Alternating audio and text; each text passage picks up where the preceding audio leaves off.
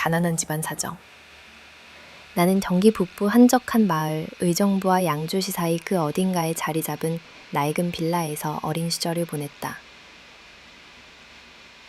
아버지는 오래된 택시를 몰았고 어머니는 아파트 단지를 돌며 작은 노점상으로 떡볶이나 어묵, 가끔은 김밥을 파셨다. 내 이름은 민지. 우리 집에는 나와 2살 어린 남동생 민호, 그리고 부모님. 내 식구가 추운 겨울에도 바람이 숭숭 들어오는 반지하 집에서 서로 부대끼며 살아왔다. 가난은 우리 집에 태풍처럼 닥치기보다는 비 오는 여름 장판 아래로 조금씩 스며드는 물처럼 느리게 그러나 깊이 퍼져왔다. 어릴 적 나는 분식집 쇼윈도에 진열된 김밥 한 줄보다 엄마가 집에서 직접 말아주던 당근 듬뿍 들은 김밥이 더 맛있다고 믿었고 교복 대신 사촌이 물려준 옷을 입으며 개성 있다고 스스로를 다독였다. 가장 힘들었던 건 돈이 없다는 사실보다 가난하다는 걸 스스로 체감하는 순간들이었다. 친구 생일잔치에 불려가도 제대로 선물을 살 수 없었기에 색종이로 카드를 정성껏 만들어갔고 학원을 다니는 친구들이 방과 후 영어 단어를 외울 때 나는 엄마를 도와 떡볶이 재료를 손질하거나 집 청소를 도왔다. 남동생은 장난감 대신 종이 비행기와 플라스틱 뚜껑으로 차를 만들어 놀았다. 아버지는 무뚝뚝했다. 월말이면 세탁기 위에 가만히 놓아두는 택시회사 급여 봉투가 가족을 먹여 살리는 유일한 수입원이었다. 그러나 감기 한 번 걸리면 택시에 나가지 못해 하루 이틀 일이 밀렸고 그럴 때마다 벽장이 돼지 저금통이 터졌다. 엄마는 항상 새벽에 일어나 장을 보고 떡볶이 떡을 가마솥에 삶아 손이 빨갛게 되어도 그저 꾹 참았다. 어느 겨울 보일러가 고장난 채로 한 달을 버텨야 했다. 엄마는 전기 매트 하나를 내 식구가 나란히 깔고 잤고 아버지는 조금만 참으면 봄이 온다며 큰 이불로 우리를 감싸주었다. 남동생은 감기에 걸려 코를 훌쩍이면서도 언니랑 엄마 아빠 사이에 끼어 따뜻하다며 녹색 이불을 껴안았다. 나는 그런 동생을 토닥여주며 우리 가족이 다른 집과 다르지 않다고 충분히 행복하다고 되뇌었다. 하지만 학교에만 가면 현실은 달랐다. 체육복을 살 돈이 모자라 2학년 내내 원래 체육복이 아닌 그냥 긴 바지와 후드티로 버텼다. 체육대회 날마다 담당 선생님이 민지야, 다른 옷은 없니? 라며 조심스럽게 물었지만 그 순간마다 난 그저 밝게 웃으며 이게 더 편해요 라고 답했다. 점심 식판에 고기 가든 잔치국수 대신 미역국에 밥 한 공기만 먹는 고기를 나눠주었고 그 마음이 고마워. 덤덤한 척 속으론 수십 번 고개를 숙였다. 방학이 되면 남동생과 함께 아르바이트를 시작했다. 신문 돌리기, 포장 공장 일손 돕기, 동네 편의점, 야간 아르바이트까지. 당시에는 힘들다는 생각보다 우리 집도 더 좋아질 수 있다는 희망이 컸다. 엄마는 늘 너는 꼭 대학에 가야 해. 그래야 이 고생 안 한다며 쪽잠을 자며 나와 동생을 번갈아 닥달했다. 어릴 때 체험한 깨달음은 가난이 결코 부끄러운 일이 아니라는 것이다. 우리 가족 모두 열심히 성실하게 하루하루를 살았다. 게으름이나 남에게 폐를 끼치는 일 없이 각자의 자리에서 땀을 흘렸다. 다만 세상이 우리의 노력을 알아주지 않을 뿐이고 가진 자의 세상은 넘지 힘든 벽처럼 느껴졌다. 학창시절 장학금 소식을 들을 때마다 눈물이 왈칵 쏟아졌다. 내 노력이 세상 어디선가 인정받는 순간 인생이 내 편도 될 수 있다는 작은 용기가 생겼다. 졸업 앨범도 수학여행비도 모두 힘겹게 마련한 돈에서 나왔지만 부모님은 순간순간마다 미안하다, 더 해주지 못해서 하는 말씀을 하셨다. 하지만 나는 조금도 원망하지 않았다. 엄마와 아빠가 내게 남겨준 건 물질이 아니라 함께하는 시간과 응원, 그리고 어떤 역경 속에서도 굽히지 않는 끈기였다. 밤이 깊을수록 아버지는 내 방문을 살며시 열고 피곤하지 않냐, 오늘 힘들었지? 웃곤 하셨다. 나는 아니야, 괜찮아, 내일도 잘할게요. 나 답하는 게 어느새 습관이 되어버렸다. 그래서인지 어릴 때부터 나는 내가 꿈꾸는 미래나 사랑을 향해 주저하지 않았다. 아니, 가난한 집 딸이라는 이유로 움츠러들지 않았다. 모든 게 부족하고 늘 허리띠를 졸라매야 했지만 우리 가족은 서로를 원망하지 않았다. 오히려 가난 속에서 더 돈독하고 질긴 유대감을 만들었고 곧이어 펼쳐질 나의 인생에도 큰 영향을 끼쳤다. 이 모든 시간들이 내가 세상과 타협하지 않고 스스로를 지키는 법을 배워가는 과정이 되어주었다. 그리고 그 끈질긴 생존력은 나중에 내가 세운 가정, 또 다른 가족 앞에서 더 큰 힘이 되어줄 것임을 믿어 의심치 않았다. 진저의 자이진. 나는 대학 첫 해 도서관에서 처음 지수 오빠를 만났다. 평소 수업을 듣게 되고 나서부터 점차 가까워졌다. 둘의 인연은 예상치 못한 곳에서 시작됐다. 어느 날 우연히 도서관 앞에서 비를 맞으며 가방을 부여잡고 있을 때 지수 오빠가 우산을 내밀었다. 같이 가요. 오늘 비가 많이 오네요. 라는 그 한마디가 내 마음에 깊이 남았다. 그날 우리는 지하철역까지 함께 걸었고 값싼 분식집에 들어가 라면 한 그릇을 나눠 먹었다. 오빠는 엄마가 떡볶이 장사를 한다고 내게 말해주었다. 나는 웃으며 우리 엄마도 분식해요. 라고 답했다. 서로의 소박한 일상에 자연스레 공감이 생겼다.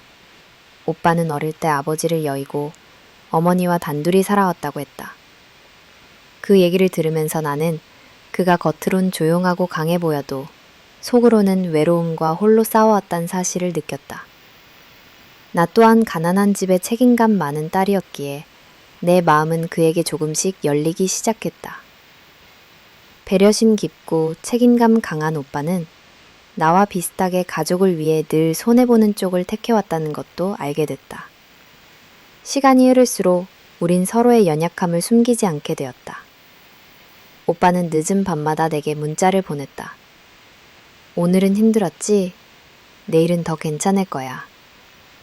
그런 작은 응원에 피곤하던 하루가 금세 위로로 바뀌었다.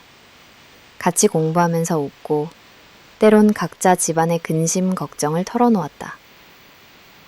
나는 내 동생이 힘들게 아르바이트해서 쓰러진 이야기를, 오빠는 어머니의 어깨가 더 굽어가는 걸 보며 마음이 아팠던 날을 솔직하게 말하곤 했다.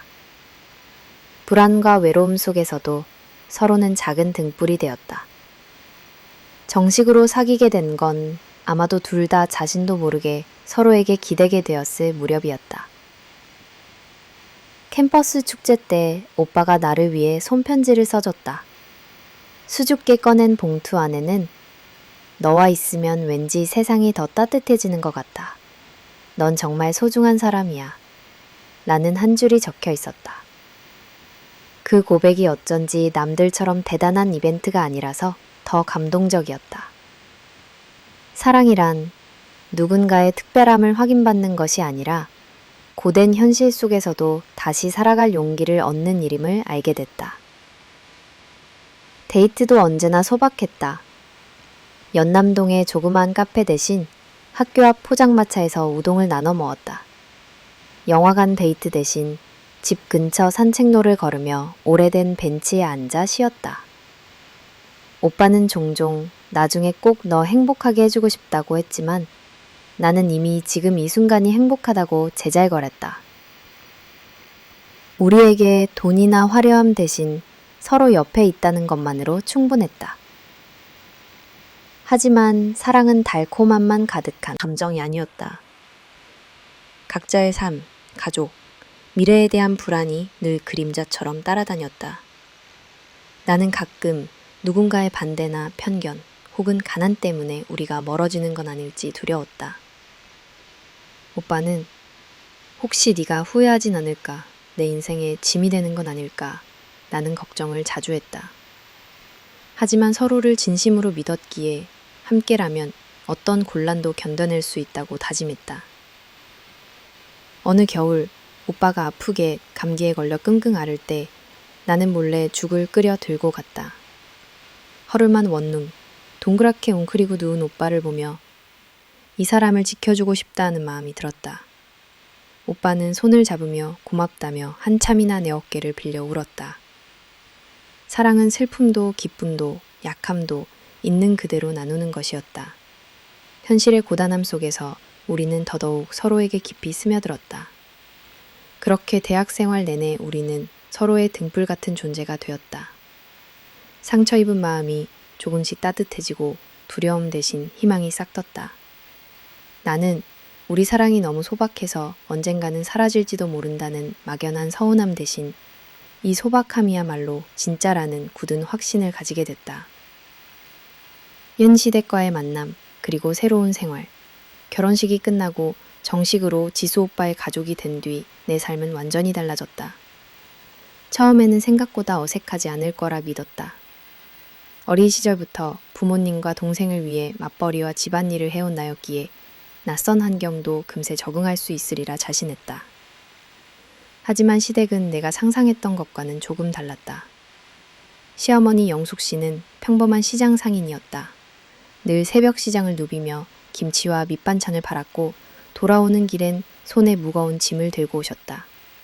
시아버지는 내가 결혼하기 전 오랜 병환 끝에 세상을 떠나셨다. 사실상 시댁에는 시어머니와 오빠, 그리고 이제 내가 새 가족으로 들어가게 된 셈이었다. 시댁은 오래된 아파트였으나 깨끗이 관리된 집이었다. 벽에는 가족 사진 대신 시어머니의 젊은 시절 사진과 오빠가 유치원 때 그린 그림들이 걸려 있었다. 내 신혼방은 오빠가 자랐던 작은 방, 낡은 벽지와 약간 삐걱거리는 장롱, 그러나 창문 밖으로는 시장의 활기찬 아침 풍경과 햇살이 들여다보였다. 결혼 후 첫날부터 나는 집안 분위기에 익숙해지려 했었다. 시장에서 돌아오시는 시어머니를 도와 무거운 장바구니를 받아들고 김치 냉장고를 정리했다. 하지만 어른 일에 함부로 끼어드는 게 예의가 아니라는 걸 시어머니가 몇 번이고 강조했다. 민지야, 너는 아직 시장 일은 익숙하지도 않고 피곤할 때 그냥 푹 쉬어. 손님 맞이나 신경 써줘. 이렇게 말씀은 하시지만 내심 내가 얼만큼 잘하는지 또 정말 부지런한 며느리인지 지켜보는 듯한 느낌이 들었다. 아침 6시만 되면 시어머니는 이미 동네 이모들과 통화를 하며 하루를 시작했다. 나는 출근 준비를 하며 식탁에 앉아 있으면 담백한 미역국과 보리밥, 직접 담근 김치가 매번 상에 올랐다. 시어머니는 반찬을 정성껏 덜어준 접시를 내 앞에 놓으며 물으셨다. 우리 지수는 장가 오더니 표정이 더 밝아졌어. 민지야, 내 아들 좀 잘 부탁한다. 그 한마디에 나는 기분이 묘하게 뭉클해졌지만 동시에 무거운 책임감이 밀려왔다. 일주일 정도가 지나자 시댁살이의 현실적인 어려움도 조금씩 나타났다. 예전 우리 집과 달리 모든 생활비와 공과금, 장보기는 시어머니가 일괄적으로 관리했다. 나는 실수할까봐 계산서 하나하나 꼼꼼히 정리하며 영수증을 챙겼고 장을 본 뒤에는 꼭 어디에 얼마 썼는지 보고해야 했다. 친정과 달리 한 집에서 3명이 살면서 각자의 역할과 암묵적인 규칙이 존재했다. 그리고 무엇보다 힘들었던 건 나만의 시간이 거의 없다는 점이었다. 시어머니는 내가 어딜 가도 꼭 언제 들어오니? 점심은 누구랑 먹니? 오늘은 퇴근길에 뭐 사올 거니? 하고 물으셨다. 물론 그 관심이 나쁘진 않았지만 평생을 사적 공간 없이 살아온 나는 처음으로 숨 쉴 구멍이 없구나 싶은 압박감을 느꼈다. 가끔 주말이면 지인들이 시어머니 댁으로 모여 고스톱을 치거나 김치 담그는 일을 도와줬다. 그럴 때면 나는 재빨리 앞치마를 두르고 시장에서 봤던 김치 재료를 나르고 쉴 새 없는 손길로 설거지를 했다. 이모들은 며느리가 일도 잘하고 싹싹하다며 칭찬을 아끼지 않았지만 속으로는 혹시라도 실수할까 불안했다. 한 번은 내가 빨래를 했는데 시어머니의 한복이 물들어 버렸다. 나는 죄송하다며 연신 사과했고 오빠는 대신 변명해줬다. 하지만 이후 며칠간 시어머니는 무겁게 한숨을 쉬며 조용히 빨래를 건조대에 널었다. 작은 실수 하나에도 집안 분위기가 금세 가라앉곤 했다. 오빠는 늘 내 편이 되어주려 애썼지만 사실상 엄마와 아내 사이에서 균형을 잡는 일이 쉽지만은 않았다. 나 역시 본가와 달리 시댁에서는 그저 가족의 일원이 아닌 며느리로서 아직 경계선 너머에 있는 듯한 느낌이 자주 들었다. 그럼에도 불구하고 이 집, 이 사람들과 함께하겠다는 결심엔 후회가 없었다. 내 삶의 두 번째 출발점, 새로운 가족의 온기를 배우고 서서히 이서머니 장매는 집에 나의 자리를 찾아가야 한다는 책임감, 그리고 때로는 고단한 관계 속에서 내가 성장하고 있다는 작은 위로가 나를 버티게 했다. 먼제 분도 번자먼의 기레오니 새로운 시작의 첫날들. 진의 결혼식이 끝난 뒤 달콤한 허니문 기간이 순식간에 스쳐갔다. 신혼부부라는 이름은 잠깐, 현실은 하루하루 바쁘게 굴러가는 일상으로 되돌아왔다. 아침마다 이른 시간 시어머니가 부엌에서 국을 끓이는 소리에 눈을 떴다. 엄마의 부엌과는 다르게 쉼없이 뭔가를 씻고 다듬고 볶아내는 칼질 소리 속에서 난 이 집의 새 식구가 되었다는 사실을 실감했다. 헌가곤의 첫 주, 나는 시어머니와 나란히 앉아 밥을 먹었고 식사를 차리고 치우는 일에도 자연스럽게 손을 보탰다. 하지만 아직 서먹한 분위기 탓에 내가 먼저 나서도 될지 어느 선에서 멈춰야 할지 늘 긴장했다. 설거지를 2번 거듭해서 헹구고 김치 뚜껑을 제대로 닫았나 몇 번이나 확인했다. 말 한마디 한마디에도 신경을 썼고 내가 실수하지 않을까 조마조마했다. 헝가곤의 아침 식탁에는 꼭 남편의 좋아하는 반찬과 시어머니가 전날 미리 준비해둔 나물들이 차려졌다. 그걸 먹으며 남편은 엄마 음식 덕에 힘이 난다 고 익숙한 듯 말했다. 나는 괜히 서운해했다. 나도 요리를 잘하고 싶은데 이 집의 입맛을 맞추려면 시간과 경험이 더 필요했다. 헝가곤의 신혼살림은 생각만큼 달콤하지 않았다. 출근 전 바삐 화장실을 돌렸어야 하고 시어머니가 쓰는 빨래와 내 옷을 구분해 세탁해야 했으며 냉장고 하나를 세 식구가 나눠 쓰는 것도 은근히 신경이 쓰였다. 처음엔 별일 아닌 듯 넘겼으나 어느 순간부터 내가 이 집에 진짜 정착할 수 있을까? 라는 고민이 스물스물 올라왔다. 헝가곤에 직장에 나가면 또 다른 전쟁이 시작됐다. 동료들이 신혼인데 좋겠다, 시댁에서 살면 불편하지 않아?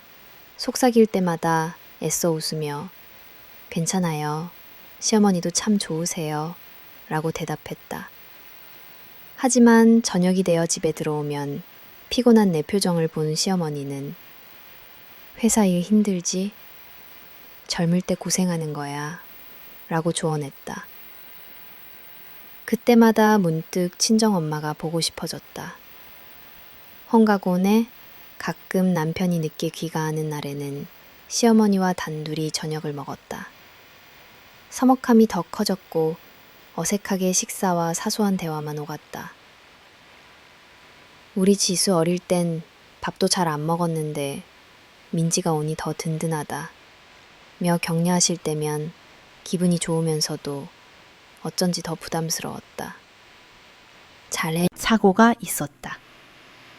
출근길에 바빠서 현관에 신문과 우유를 깔끔히 정리하지 못하고 나갔는데 시어머니께서 한참을 청소하다가 넘어질 뻔했다. 저녁에 민지야, 다음부터는 신문 잘 챙겨주렴 하시길래 나는 금세 얼굴이 붉어졌다. 그 일 이후로 이전보다 더 꼼꼼히 집안을 돌보았다. 남편과의 사이에도 사소한 갈등이 생겼다. 내 마음은 시댁에서 긴장된 상태로 하루를 보내는데 남편은 집에 들어서면 편안한 내 집이라는 듯 긴장을 풀었다. 나는 그런 남편이 조금 서운했다. 내겐 아직 모든 것이 낯설었다. 퇴근이 늦어질 때면 저녁 꼭 챙겨 먹으라는 시어머니 카톡이 왔다.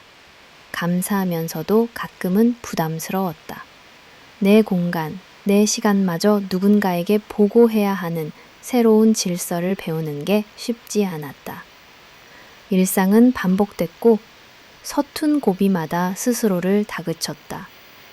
그러나 시간이 흘러감에 따라 나는 조금씩 시어머니의 습관에 적응했고 집안의 리듬에 맞춰 살게 되었다.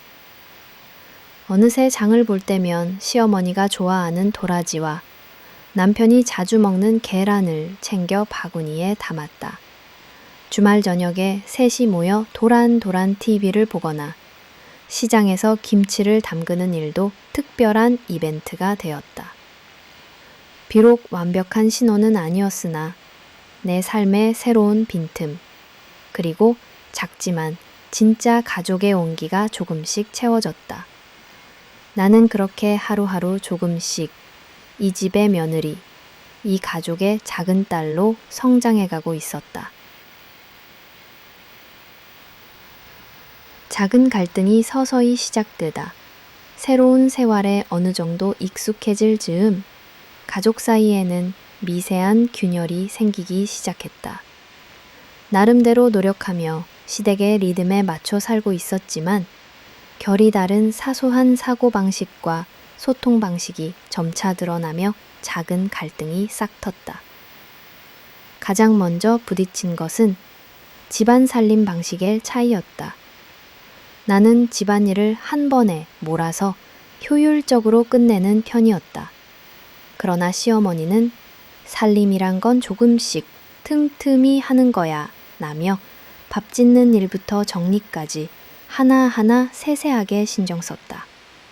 설거지를 해도 우리 집에선 반드시 미지근한 물로 2번 헹궈야 한다는 식의 암묵적 규칙이 있었다. 그런 기준을 모두 익히기 전까지 나는 늘 조바심을 냈다. 한 번은 내 나름대로 바쁜 출근 시간 틈을 내서 빨래를 돌려 널었더니 시어머니께서 수건은 꼭 햇볕에 말려야 냄새가 안 나라며 조금은 서운하다는 표정으로 신혼 초엔 회사 일로 피곤해도 서로를 배려했지만 시간과 여유가 조금씩 사라지자 말투도 거칠어졌다. 주말에 친구 모임이 생기면 나는 오늘은 늦게 들어올 것 같아 라고 미리 말했지만 남편은 엄마랑 약속도 모르고 네 마음대로만 하네 라고 짜증냈다. 사정이 있으면 이해해 줄 거라 믿었기에 서운함도 오래 남았다. 가끔 이런 일도 있었다. 내 월급날이면 친정 부모님께 용돈을 보내는 습관이 있었다. 이 사실을 알게 된 시어머니는 민지야, 결혼했으니 이제 네 돈도 가정의 몫으로 생각해야 하지 않겠니? 지수도 마찬가지란다 하고 조심스럽게 얘기했다. 말에는 힘이 없었지만 한숨이 은근히 들렸다. 나는 이해하면서도 마음이 뿌듯하지 않았다. 특히 명절이 다가오면 양가의 돈을 쓰는 크고 작은 문제가 반복됐다. 이번 설날 나는 친정에 보낼 선물로 아버지께 따뜻한 점퍼를 샀다. 남편은 우리도 엄마 긴장 비용으로 돈 써야 해. 나중에 너도 불안 가질 수 있다. 며 대수롭지 않게 이야기했다. 속으로는 왜 친정에 쓰는 건 부담이고 시댁에 쓰는 건 당연하지 라는 생각이 들었다. 하지만 그때마다 그래, 시댁이 우선일 수도 있지 라며 스스로를 설득했다. 더 깊은 갈등은 돈과 살림에만 그치지 않았다. 식탁 위의 대화에서도 점차 균열이 나타났다. 한 번은 시어머니가 민지야, 너는 왜 그렇게 조용하니? 우리 집 여자는 말수가 많아야 운이 든다 하고 웃음 삼아 이야기했지만 나는 내성적인 편이라 사뭇 위축되었다. 시댁의 대화 습관, 농담, 유머 등 익숙하지 않은 분위기에 적응하는 것도 쉽지 않았다. 또 다른 날에는 시어머니가 남편의 퇴근이 늦어지자 나에게 지수야 요즘 많이 피곤해 보이던데 부부가 대화 자주 해야 한다. 여 슬며시 조언했다. 실은 우리 부부도 대화를 많이 하지만 회사와 집안일로 번번이 소통이 단절될 때면 각자의 피로만 더욱 쌓였다. 직장에서는 이제 결혼했으니 엄마 역할도 해야 하는 거 아니냐 라는 은근한 압박이 있었고, 시댁에서는 네가 아직 며느리로서 미흡하다는 듯한 분위기가 느껴졌다. 요즘 애들처럼 너무 자기중심적으로 살면 안 돼 라는 말. 심지어 남편조차도 우리 엄마는 종이 많은 스타일이니까 맞춰주면 좋겠어 라고 말했다. 하지만 그 정이라는 것도 한편으론 나에게 부담이 되는 무게감이었다.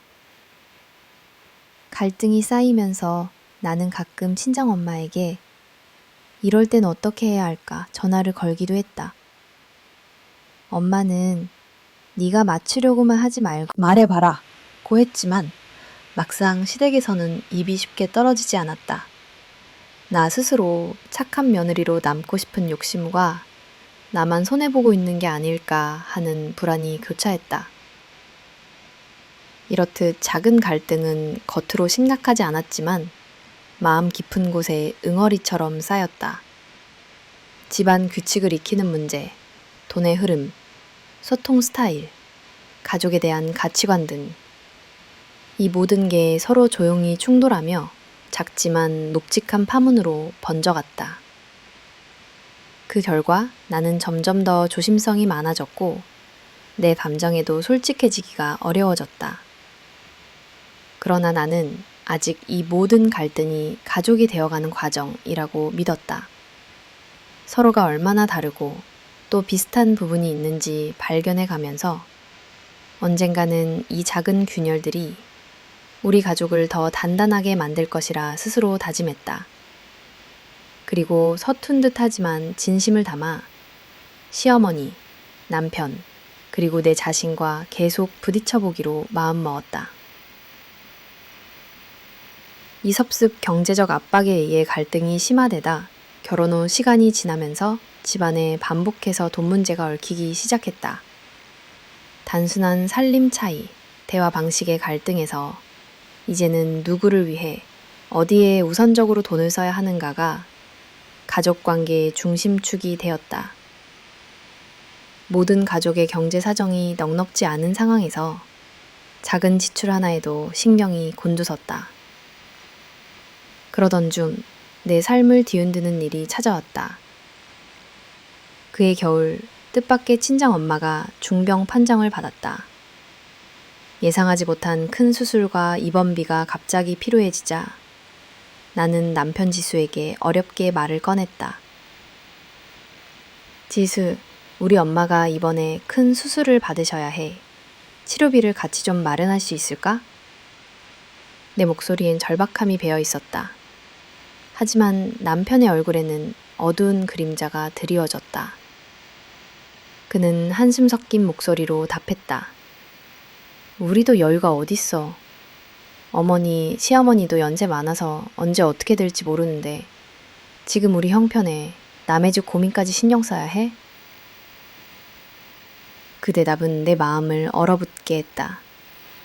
결혼 전만 해도 우리는 양가 부모님 모두를 동등하게 생각하기로 약속했고 어려운 일이 닥치면 서로 힘을 보태자고 다짐했다. 하지만 실제로 가족이라는 울타리 안에서 내 부모와 내 부모는 분명한 선으로 구분되고 있었다. 남편의 현실적이고 냉정한 태도는 나에겐 깊은 상처이자 부부 사이 또 다른 벽으로 다가왔다. 나는 내 저축 통장을 탈탈 털고 가능하면 추가로 수입을 내기 위해 야근까지 감수했다.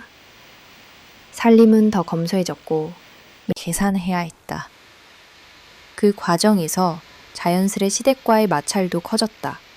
시어머니는 우리도 사는 게 빠듯한데 며느리가 친정만 챙기면 서운하다 않고 노골적으로 불만을 드러냈다. 남편도 더 이상 중립적인 입장이 아니었다. 사소한 대화에서도 아직도 친정 쪽 돈 걱정이냐? 며 나를 몰아붙였다. 경제적 긴장은 집안 전체의 기류를 바꿔놓았다. 남편은 월급날이면 모든 수입을 자신이 통제하려고 했고 나는 내 몫의 돈이라도 마련해두기 위해 비상금을 챙기곤 했다. 이러한 불신과 숨김은 서로에게 죄책감을 안겼고 부부의 대화는 점점 더 단절되었다. 가끔 남편이 우리도 엄마 병원비 걱정해야 하는 상황인데 내 가족만 중요한 거냐? 고 말할 때마다 나는 스스로 이기적이 된 듯한 괴로움에 사로잡혔다. 하지만 엄마의 힘든 모습과 친정이 무너질까 두려운 현실 사이에서 나는 결코 쉽게 돌아서지 못했다. 밤이면 남편과 등을 돌리고 누워 조용히 눈물을 흘렸다. 서로의 가정 환경, 성장 배경, 그리고 돈에 대한 감정적 가치관 차이가 아주 명확하게 부딪혔다.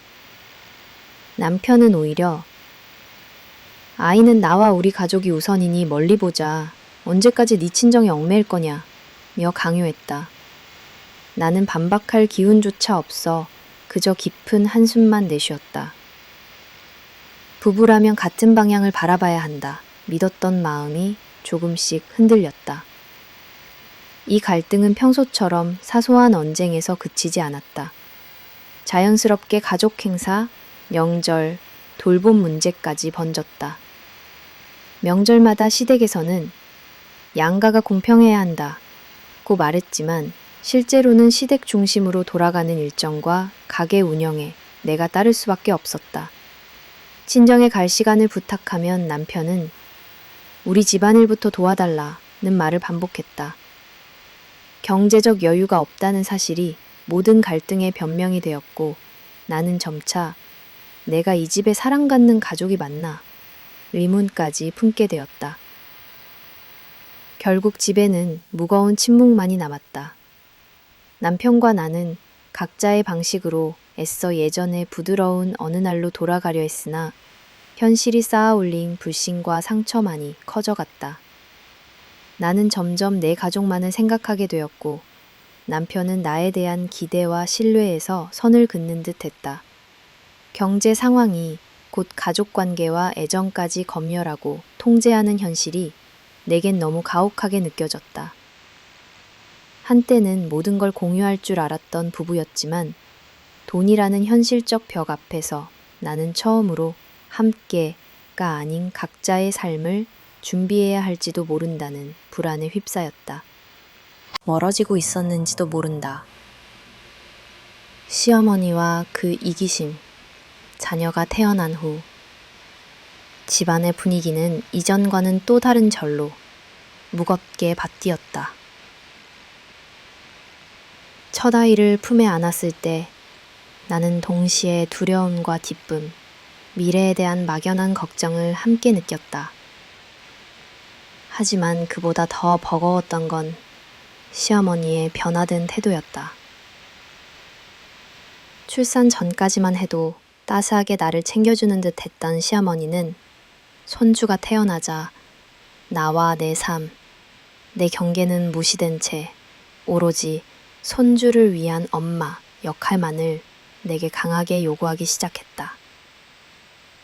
산후조리원에서 집으로 돌아오자 시어머니는 집안의 대소사를 모두 자신이 주도했고 나는 마치 움직이는 손과 다리, 일하는 며느리가 된 듯했다.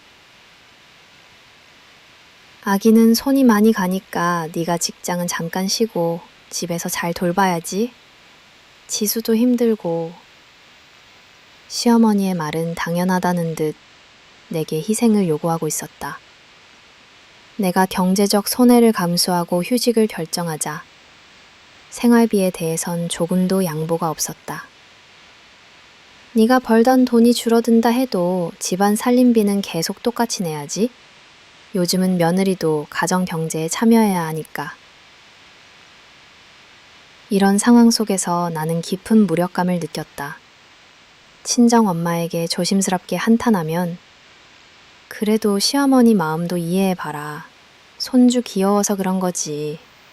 라는 다독임이 돌아왔지만 정작 나에게 돌아온 건 잠없는 밤, 산후 우울, 며느리로서의 당연한 노동뿐이었다. 하루하루가 버거워질 무렵 시어머니의 관심은 점차 간섭이 되었다. 내가 아기를 안고 조금만 늦잠에 자면 어린애 키우는 엄마가 그렇게 게을러서야 쓰겠니? 하며 한숨을 쉬었고 아이가 감기에 걸리면 다 네가 제대로 챙기지 않아서 그런 거야. 라며 원인을 내 탓으로 돌렸다. 내가 혼자만의 시간이라도 조금 갖고 싶다고 말하면 사람 애 키우면서 내 시간이 어딨냐 며 단호하게 선을 그었다. 남편은 이런 갈등에 딱히 내 편을 들어주지 않았다. 오히려 엄마도 손주 위해서 그런 거지 민감하게 받아들이지 말라 고 내 감정을 간과했다. 시어머니는 손주를 앞세워 내가 집안일을 더 많이 하기를 원했고 육아와 살림, 경제적 몫까지 모두 내게 덮어씌웠다. 일찍 직장에 복귀하겠다는 내 결정에도 시어머니는 아기도 불쌍하고 우리 집안 체면도 우스워지니 그만둘 생각부터 해야지. 잘하고 아이도 정신없이 돌본다 며 겉으로는 칭찬했지만 집에선 내 부족함을 하나하나 문제 삼았다. 아이가 밤에 잠을 잘 못 자면 네가 밥을 좀 더 신경 써서 하고 집안 공기도 깨끗하게 해야 해 라고 트집 잡았고 식구들 모인 자리에서조차 요즘 애들은 애기만 낳으면 엄마 노릇도 못한다 며 은근히 나를 폄하했다. 이런 태도에 나는 점점 내가 과연 이 집에서 존중받는 가족인가? 나라는 인간의 행복과 존재는 어디에 있나? 라는 생각으로 우울해졌다. 내가 친정에 갈 일이 있으면 네가 집안일이 산더미인데 무슨 친정이냐? 친정집에만 매달리지 말아라. 하며 나무랐고 내 피곤을 이해하기보다 며느리가 힘든 건 당연한 거다. 라는 논리만 반복됐다. 심지어 시어머니는 내가 친정아버지가 아플 때 도움을 주려는 마음에도 우리 집 사정도 안 좋은데 며느리가 남의 집 걱정만 한다고 서운함을 내비쳤다. 나는 매번 이해하려고 노력했지만 점차 내 마음 어딘가에 공허함과 분노가 쌓여갔다. 남편과의 관계도 삐걱거렸다. 피로에 지친 나는 더 이상 참고만 있을 수 없었다. 이제는 내 안의 작은 희망마저 시어머니의 이기적인 강압 앞에서 점차 꺼져가고 있음을 뼈저리게 느꼈다. 아이는 자랄수록 더욱 사랑스러웠지만 나는 처음으로 이 집에서 이 가족에게 내 존재 가치가 무엇일까 자문하기 시작했다. 시어머니의 이기심, 그리고 거기에 동의하는 듯 무심한 남편의 태도 속에서 나의 희생만이 점점 커져갔다. 나 자신을 지키고 싶다는 마음이 점점 커져갔다. 뜻밖의 변고. 모든 것이 겨우 적응되어 가던 어느 날, 내 인생을 뒤흔드는 충격적인 일이 닥쳤다. 평소 건강하시던 친정아버지가 갑작스러운 교통사고로 세상을 떠난 것이다. 병원에서 급하게 전화가 걸려왔을 때 나는 현실을 믿을 수 없었다. 그 불길한 전화 한 통이 내 삶의 모든 균형을 깨트려 버렸다. 아버지를 마지막으로 본 기억은 명절에 검은 식탁보를 깔고 온 가족이 둘러앉아 도란도란 이야기를 나누던 때였다. 그날 이후 며칠 사이 집안에 비극이 닥치리라고는 상상조차 못했다. 병원 응급실에서 차가운 시신을 마주했을 때 나는 한동안 아무 말도 할 수 없었다. 가슴이 텅 빈 채 드러누워서 소리조차 내지 못한 채 멍하니 들었던 의사 선생님의 미안하다는 말. 세상 모든 위로가 공허하게 느껴지는 순간이었다. 장례식장이 차려진 친정집에 나는 아이와 함께 머물기로 했다. 어머니와 동생, 그리고 나, 세 식구가 밤새 누군가를 기다리듯 서로의 곁을 떠나지 못했다. 집안에는 아버지의 흔적이 곳곳에 남아 있었고 사진 속 따뜻한 미소가 오히려 더 견디기 힘든 그리움과 슬픔으로 다가왔다. 나는 계속해서 아버지께 더 잘해드리지 못했다는 죄책감과 후회에 무너졌다. 시댁과 남편에게도 사고 소식을 알렸다. 남편은 처음에는 놀라며 어떻게 이런 일이 라고 했지만 장례 절차와 시댁 일정이 겹친다는 이유로 오래 머무르지 못하겠다고 했다. 더욱이 시어머니는 노골적으로 너무 오래 친정에 머물면 지수가 불편해한다. 빨리 집에 돌아와라 고 말했다. 장례식장에 형식적으로 얼굴만 비추고 곧장 자리를 떠난 남편의 뒷모습이 그날따라 참 쓸쓸하게 느껴졌다. 아이를 안고 빈소를 지키며 나는 계속해서 내가 어떤 가족을 만들려고 애썼던가 자문하게 됐다. 친정을 지키는 내 곁에는 언제나 엄마와 동생 그리고 고인의 오랜 친구들이 있었다. 그들은 함께 울고 함께 식사를 거르고 누가 먼저랄 것도 없이 서로의 등을 토닥였다. 내가 진짜 가족이라는 의미를 깨달은 순간이었다. 반면 남편과 시댁의 태도는 점점 더 위약하게 멀어져 갔다. 장례 절차가 마무리된 뒤에도 상실의 아픔은 아무렇지 않게 가라앉지 않았다. 아버지의 빈 방은 항상 열려 있었고 방을 치울 때마다 손때 묻은 책상과 의자, 고장난 안경테가 나를 울게 만들었다. 그동안 외면해왔던 내 마음속 공허함이 서서히 표면 위로 떠올랐다. 한밤중 아이가 잠들면 나 혼자 아버지 영정 앞에 앉아 소리를 죽여 울었다. 시댁에 돌아가야 하는 날이 다가오자 마음이 무겁고 두려웠다. 나는 이곳에서 진짜 위로를 받을 수 있을까? 나는 의심이 꼬리에 꼬리를 물었다. 남편은 이제 어느 정도 정리됐으면 아이도 생각해야 하니 돌아오라고 재촉했다. 나는 그의 차가운 목소리가 이상하게 낯설고 멀게만 느껴졌다.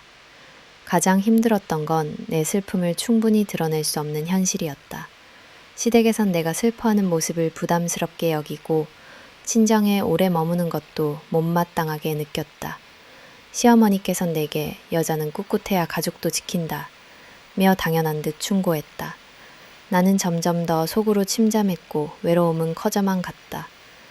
그 무렵 나는 처음으로 내 삶에서 정말 우선돼야 할 것이 무엇인지 고민하기 시작했다. 남편과 시댁에 맞추느라 늘 참고 나를 희생하는 습관만 남아 있었다. 하지만 아버지의 죽음을 계기로 내 삶과 행복 그리고 아이의 미래, 나는 다른 관점이 자리 잡기 시작했다. 나를 그리고 내 가족을 진정한 의무임을 깨달았다. 예상치 못한 사고가 내 삶을 송두리째 바꿔놓았다. 가족의 소중함, 나 자신을 돌보는 법, 그리고 이별의 아픔에서 거듭나는 용기. 이 모든 고통은 결국 나를 더 단단하게 만들고 있었다. 그 후 나는 두려움과 슬픔을 차츰 이겨내며 내 삶의 목적과 행복을 되찾고자 하는 결심을 굳혔다. 인생의 큰 결심. 아버지의 갑작스러운 죽음과 오랜 기간 누적되어 온 시댁과의 갈등. 그리고 남편의 무관심 속에서 나는 점점 그동안 얼마나 많은 것을 참고 인내하며 살았는지 스스로를 돌아보게 되었다. 결혼이란 이름 아래에 나는 늘 착한 며느리, 헌신적인 아내, 책임감 강한 딸이 되기 위해 노력해왔지만 내 내면의 고요한 목소리는 점점 약해지고 있었다. 매일 밤 아버지의 영정 앞에서 흘린 눈물 뒤에는 가족의 품에서도 항상 외로웠던 나 자신의 모습이 있었다. 어느 날 엄마와 동생이 조용히 내 손을 잡았다. 내가 행복해야 우리도 괜찮다. 넌 네 인생을 살아야 한다. 그 말은 깊은 밤 한 줄기 빛처럼 내 안에 스며들었다. 그 순간 언젠가부터 나 자신을 남의 기대와 시선에만 맞추며 살았다는 사실을 명확하게 깨달았다. 내 행복을 지키기 위해서는 더 이상 환경만 원망하며 살 수 없었다. 남편과의 대화도 예전처럼 부드럽지 않았다. 사소한 일에도 언성이 높아졌고 서로의 마음을 헤아릴 여유가 사라졌다. 나는 힘들다고, 잠시 친장에서 마음을 추스르고 싶다고 조심스럽게 말했다. 하지만 남편은 네가 집안을 버리는 거냐? 네 역할을 다 해라. 는 차가운 말을 건넸다. 사랑했던 사람이 점차 타인이 되어가는 기분은 참혹했다. 나는 결심했다. 아이와 함께 친정으로 가서 엄마 곁에서 상실의 아픔과 현실의 고단함을 조금이라도 달래야겠다고. 시댁에 알렸을 때 시어머니는 연신 내게 무책임한 며느리라고 나무랐다. 결혼 후 처음으로 나는 더 이상 모든 것을 감내할 수 없다는 한계를 느꼈다. 마음속에서 이제는 내 행복과 내 아이의 평안이 최우선이어야 함을 절실히 깨달았다. 친정에서 지내는 동안 나는 내 삶을 다시 들여다보기 시작했다. 그동안 나 자신을 사랑하지 못하고 다른 사람을 먼저 배려하며 참고 살아온 일상. 작은 방 책상 앞에 앉아 나는 어린 시절 꿈꾸던 미래와 지금의 현실 사이의 간극을 깊게 생각했다. 그리고 처음으로 스스로 정직해지고자 했다.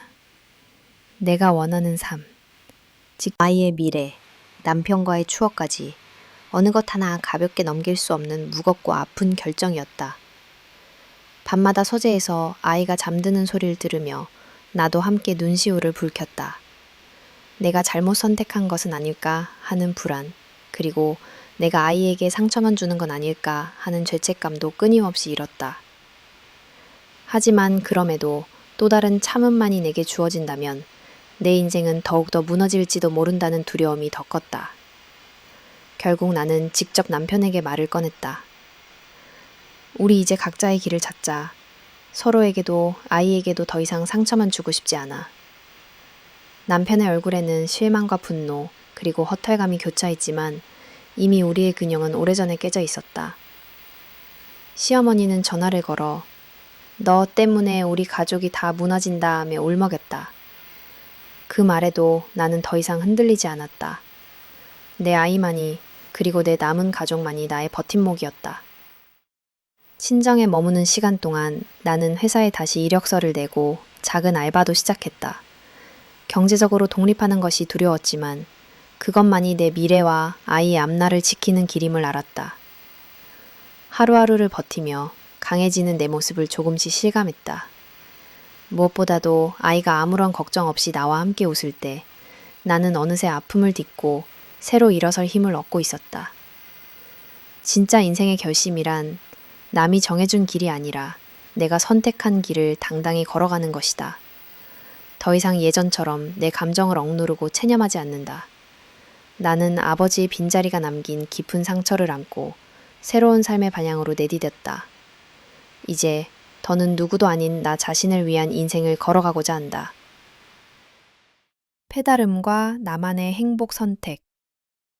친정에서 머무는 기간 동안 나는 매일같이 자신과 마주했다. 한때 누구의 딸, 누구의 아내, 누구의 며느리로 살아왔던 나였지만 이제는 처음으로 이른 민지로서, 한 사람으로서 내 행복에 대해 진지하게 고민했다. 상실의 아픔과 외로운 과정, 그리고 이혼을 결심하기까지 겪었던 수많은 날들은 고통스러웠지만 동시에 새로운 눈을 뜨게 해주는 과정이었다. 밤마다 아이를 재우고 나면 나는 방 한구석에 앉아 머릿속을 정리했다. 세상이 요구하는 역할과 진짜 내 모습 사이의 간극을, 그리고 내가 진정 원하는 가치가 무엇인지 자문했다. 그때마다 어린 시절 엄마가 내게 해주던 따뜻한 말 한마디, 나를 믿어주던 가족의 미소가 생각났다. 타인에게 맞추기만 하는 삶으로는 결코 온전한 평안을 얻을 수 없다는 걸 이제서야 분명하게 믿어주기에 깨달았다. 이혼 후 준비하는 과정에서 처음에는 불안과 두려움, 그리고 사회적 시선 때문에 밤잠을 설치곤 했다. 하지만 시간이 흐를수록 나는 점점 자유로워지는 자신을 느꼈다. 더 이상 착한 며느리, 헌신적인 엄마, 무조건 참고 견디는 아내가 아닌 내 감정을 존중하고 솔직하게 표현할 수 있는 주체적 인간으로 변해갔다. 고통스러운 기억조차도 결국 나를 더 단단하게 만들어주는 밑거름임을 알게 되었다. 가장 소중한 선택은 내 아이와 나의 내일을 스스로 책임지고 싶다는 결심이었다. 싱글맘이라는 새로운 신분에 처음엔 막막함도 있었지만 이내 일이든 육아든 오롯이 내 힘으로 해낼 때마다 자부심이 커졌다. 회사를 다시 다니기 위해 각종 이력서를 써내고 경제적으로 자립에 필요한 자격증도 공부했다. 취업이 불확실할 때는 아르바이트를 하며 작은 돈부터 모았고 그 수입으로 아이의 어린이집 비용과 생활비를 직접 해결했다. 그 속에서 얻은 진짜 행복은 남의 인정에서 오지 않았다. 오히려 평범한 일상, 아이와 손을 잡고 동네 공원에 걷는 순간들, 어머니와 갓 지은 밥을 함께 먹으며 웃는 시간, 내 공간에 마음껏 숨 쉴 수 있는 자유에서 왔다. 누군가의 아내나 엄마가 아니라 나 그대로 사랑받고 존중받는 삶이 얼마나 소중한지 피부로 느꼈다. 이런 선택이 모두 쉽거나 완벽하진 않았다. 때로 밤늦게 혼자 남아 과거를 떠올리며 눈물을 삼키기로 했다. 아이가 아빠는 언제 와? 라고 물어올 때면 잠시 아픔이 다시 고개 들었지만 그럴수록 더 단단해져야 했다. 나약한 모습도 좌절한 마음도 내 일부임을 받아들이고 아이에게 긍정과 희망을 보여주고 싶었다. 한편 주변 사람들의 시선도 천천히 변해갔다. 예전에는 이혼녀라는 딱지가 무거운 부담이었지만 시간이 지나며 이웃이나 친척들 역시 내 삶을 조용히 응원하기 시작했다. 민지 씨가 더 밝아졌어요. 아이도 무척 행복해 보여요. 라는 말을 들을 때마다 나는 점점 나 자신의 삶을 인정할 수 있게 되었다. 무엇보다 중요한 깨달음은 진짜 행복은 누군가에게 조건 없이 맞추는 것이 아니라 내 소중함을 스스로 존중하고 내 뜻대로 결정하는 삶에서 온다는 사실이었다. 누군가의 생각이나 과거의 상처, 타인의 기대가 아닌 나만의 기준과 소망으로 살아내는 용기가 곧 자유와 안정으로 이어졌다. 이제 더는 혼자가 아님을 알았다. 옆에서 늘 응원해주는 엄마, 묵묵히 곁을 지켜주는 동생, 그리고 세상에서 가장 큰 힘이 되어준 아이. 그들과 함께 나도 다시 성장하고 삶의 여백 속에 감사와 기쁨을 채웠다. 나는 마음속으로 조용히 다짐했다. 지나간 시간의 상처조차도 모두 내 인생의 소중한 일부로 받아들이고 그 위에 새로운 행복을 한 겹 한 겹 쌓아가리라고. 이전의 나와 작별하고 지금 이 순간의 나를 믿으며 하루하루 진심으로 살아가겠다고. 진정한 깨달음과 행복은 결국 남의 인생에서가 아니라 내가 선택한 이 길 위에 존재한다는 사실을 마음 깊이 받아들였다. 이젠 두렵지 않았다.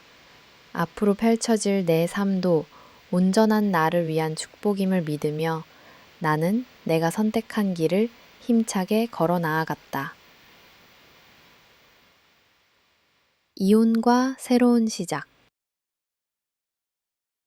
이혼을 결심하고 현실로 옮기기까지의 과정은 결코 순탄하지 않았다. 나는 연날 며칠을 고민하며 아이와 친정엄마를 바라보며 용기를 냈다.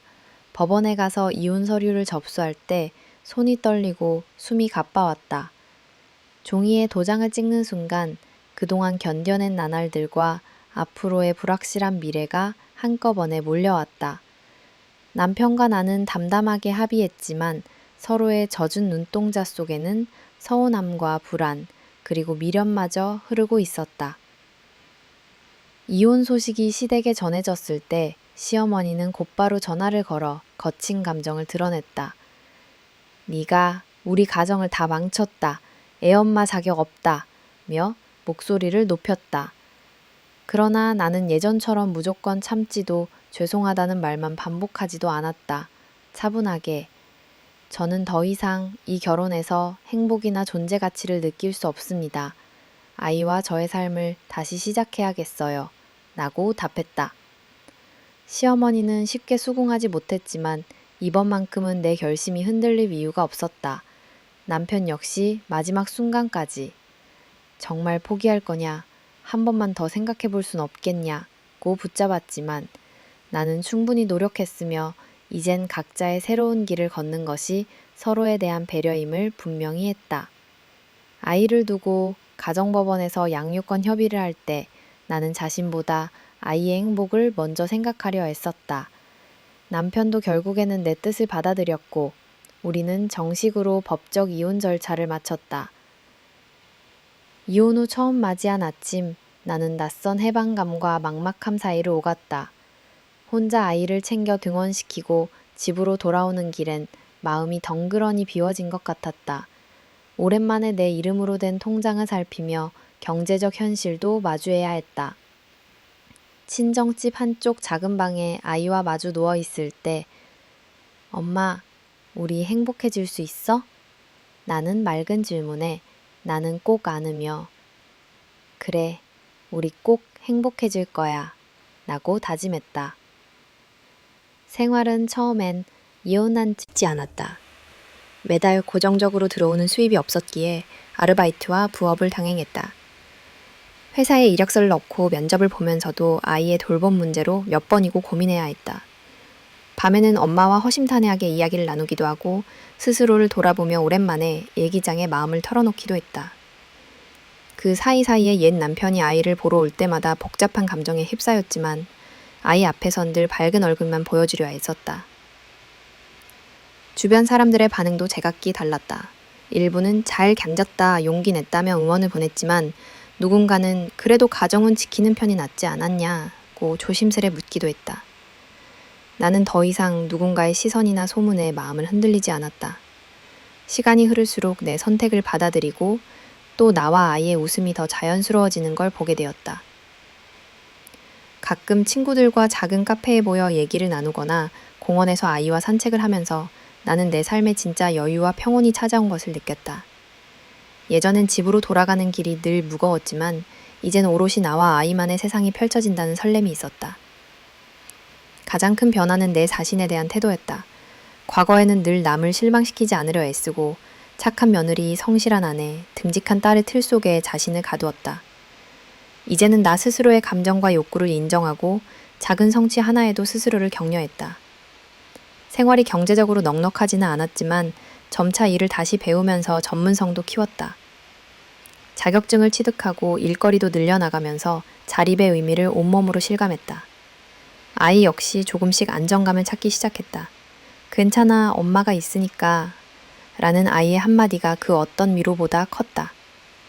아이와 밥을 해먹고 밤마다 동화를 읽으며 웃다 보면 지난날의 아픔과 상처도 점차 사라졌다. 때때로 옛 남편이 전화를 걸어 아이의 안부를 묻고 시어머니 역시 먼발치에서 미안함과 안부의 뜻을 전해왔다. 나는 더 이상 원망하지도 비를 돌아보지도 않았다. 용서와 이해로 내 마음을 정리하고 오로지 남은 가족, 아이와 친정엄마, 그리고 내 자신만을 위해 하루하루를 살아갔다. 이혼은 끝이 아니었다. 오히려 한 사람으로 엄마로서 새로운 인생을 다시 시작하는 출발점이었다. 나는 더 단단해졌고 내 선택에 후회하지 않게 매 순간을 성실히 채워갔다. 자신만의 삶을 찾는 일, 그리고 자립과 성장의 길을 한 걸음씩 밟아나갔다. 그 길 끝에서 나는 분명 더 큰 행복을 만나게 되리라는 믿음을 안고 앞으로 태주에 나아갔다. 새로운 행복과 인생의 교훈. 이혼 이후의 삶은 시작부터 결코 쉬운 길이 아니었다. 나는 친정집 작은 방에서 아이와 함께 새로운 하루를 쌓아 올렸다. 처음에는 부정과 두려움, 낯선 불안함이 짙게 깔려 있었지만 시간이 흐르면서 점차 내 마음에는 작은 꿈들과 소박한 행복이 피어나기 시작했다. 나는 다시 일을 시작했다. 어린 시절부터 품어왔던 책과 글을 다루는 일을 하며 내일 성장하는 자신을 발견했다. 새로운 직장에서는 나를 아내, 며느리 혹은 엄마로만 보지 않았다. 오롯이 나 자신, 민지라는 이름으로 나를 바라봐주는 동료들과의 교류는 잔잔한 용기와 자존감을 심어주었다. 집에 돌아와 아이와 함께 저녁을 먹고 작은 방 구석에서 함께 책을 읽는 시간이 소중하게 느껴졌다. 더 이상 대단하거나 화려하지 않아도 좋았다. 그런 일상을 행복이라 부를 수 있다는 사실을 이혼 전에는 미처 몰랐었다. 경제적으로 완전히 자립하는 일은 생각보다 오랜 시간이 걸렸다. 자격증을 공부하며 부업을 병행하고 때로는 아이 돌봄과 일이 겹칠 때면 엄마가 대신 손을 내밀어 주었다. 엄마의 존재는 여전히 나에게 가장 큰 힘이었다. 나는 이제 감사함을 자연스럽게 표현할 수 있게 되었고, 부모님이 내게 전해준 사랑과 희생을 더 깊이 이해하게 됐다. 오랜만에 옛 남편으로부터 아이를 볼 수 있을까라는 연락이 올 때면 예전처럼 분노나 미련이 치밀지는 않았다. 그저 아이 앞에서 좋은 부모로 남아야 한다는 더 넓은 시선으로 그를 대하게 되었다. 시어머니 역시 서툰 방식이지만 손주의 안부를 조심스럽게 물어왔다. 나는 이제 그 모든 과거를 용서와 이해의 시선으로 바라볼 수 있었다. 미움과 집착이 거치자 내 삶에 평온이 찾아왔다. 주변 이웃과의 관계도 점점 따뜻해졌다. 동네 시장에서 장을 볼 때면 힘들지 않냐며 말을 건네는 상점 주인, 아이 학교 운동회에서 함께 응원해주는 다른 부모들, 이혼 사실을 알면서도 괜찮다며 격려해주는 친구들. 이 작은 공동체의 온기를 통해 나는 사회의 일원으로 다시 자리 잡고 있다는 안도감을 얻었다. 가장 큰 변화는 인생을 대하는 내 태도였다. 예전엔 매 순간 무엇이 부족하고 남보다 뒤처진 것에 초조해했지만 지금은 나라는 존재가 얼마나 소중한지를 잊지 않기로 마음먹었다. 나는 더는 누구의 기대를 맞추기 위해 살지 않았다. 나의 선택과 행복에 책임지는 삶. 아이와 매일 아침을 맞이한 재우고 깨웠다. 아이 역시 밝아졌다. 엄마, 오늘 어린이집에서 사과를 받았어. 엄마, 나를 꼭 안아줘. 라고 외칠 때마다 나는 더없이 든든했다. 아이는 환경의 변화를 금세 적응했고 집안 분위기 역시 예전보다 훨씬 활기차고 따뜻해졌다. 나는 종종 거울 앞에 서서 민지야, 정말 고생 많았다.